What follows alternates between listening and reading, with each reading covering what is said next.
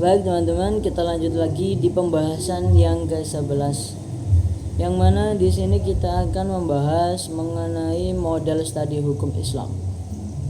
Dan adapun materi yang kita kaji yaitu yang pertama ada usul fikih dan metodologi istinbat hukum. Yang kedua ada fikih klasik versus fikih kontemporer. Dan juga ada studi khusus yang mengenai hukum keluarga, muamalah dan juga sosial.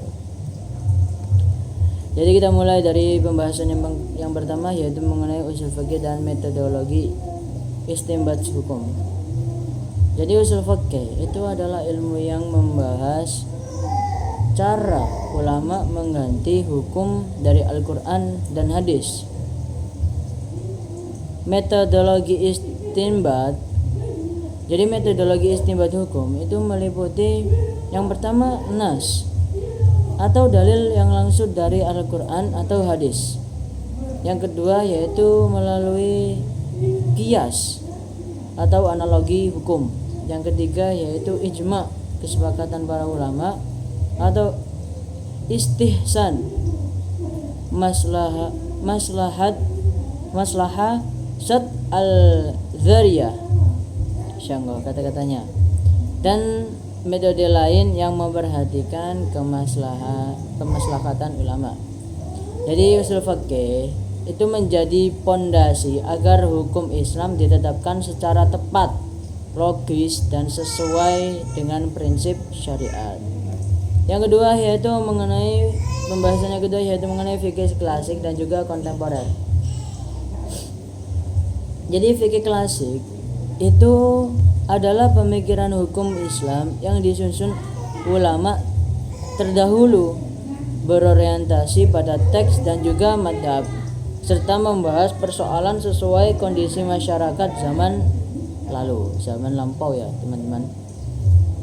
Dan kalau fikih kontemporer itu adalah pengembangan hukum Islam modern yang memperhatikan kebutuhan masa kini, menggunakan pendekatan kontekstual, maqasid syariah, serta mengkaji isu baru seperti teknologi, kesehatan, ekonomi digital, dan sosial global. Jadi pada intinya fikih klasik menjadi dasar hukum, sedangkan fikih kontemporer menjaga agar hukum Islam tetap relevan di era modern. Gitu ya teman-teman, pada intinya kayak gitu. Dan untuk pembahasan yang ketiga yaitu mengenai studi kasus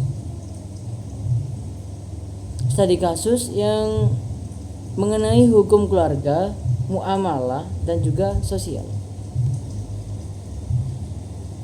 Jadi kita mulai dari hukum keluarga dulu ya. Membahas pernikahan, talak, nafkah, warisan, dan perlindungan anak. Pendekatan kontemporer menekankan keadilan gender dan perlindungan keluarga. Dan juga muamalah, dan yang kedua yaitu mengenai muamalah. Meliputi jual beli, hutang piutang, perbankan syariah, vintage, dan bisnis digital. Jadi fikih modern itu mencoba menyesuaikan hukum klasik dengan sistem ekonomi terbaru. Dan yang ketiga mengenai hukum sosial, itu mencakup etika bermasyarakat, politik, kepemimpinan, dan hak asasi manusia. Pendekatan kontemporer sering menggunakan analisis sosial dan maqasid untuk menjawab isu-isu publik. Jadi pada kesimpulannya, modern studi hukum Islam itu berusaha menggali dan menerapkan hukum melalui usul fikih yang sistematis.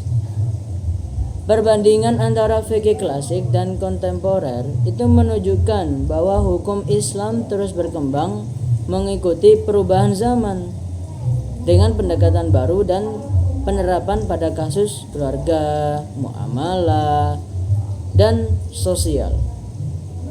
Hukum Islam tetap relevan dan mampu memberikan solusi bagi berbagai persoalan modern tanpa meninggalkan prinsip-prinsip syariat. Jadi baik, saya rasa cukup di pembahasan yang ke-11 ini. Assalamualaikum warahmatullahi wabarakatuh.